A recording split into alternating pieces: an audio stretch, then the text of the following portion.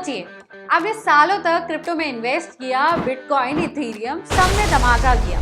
Portfolio green था, future bright था, लेकिन एक दिन आप ही दुनिया से चल बसे। आपका वॉलेट का पासवर्ड सिर्फ आपको ही पता था, नो नॉमिनी ना रीसेट बटन, और अब कोई उस तक पहुंच भी नहीं सकता। तो अब सवाल ये है, क्या आपका वॉलेट भी चल बसा? क्रिप्टो डिसेंट्रलाइज्ड है, ये उसका स्ट्रेंथ भी है और डेंजर भी। अगर प्राइवेट कीज या सीड फ्रेज सिक्योर तरीके से शेयर नहीं की तो पैसा हमेशा के लिए लॉक हो जाता है। तो अब क्या किया जाए? पहला, क्रिप्टो विल अपनी प्राइवेट की, सीड फ्रेजेस या वॉलेट एक्सेस सिक्योरली डॉक्यूमेंट करें, लेकिन एनक्रिप्शन के साथ। फिर इस इंफॉर्मेशन को ट्रस्टेड नॉमिनी के नाम, लीगल विल या स्मार्ट कॉन्ट्रैक्ट के जरिए डिफाइन करें। दूसरा, मल्टी सिग वॉलेट्स, ऐसे वॉलेट जिनके एक्सेस के लिए मल्टीपल अप्रूवल चाहिए होते हैं। आप एक की रखें, दूसरी किसी ट्रस्टेड इंसान या लीगल सर्विस के पास हो।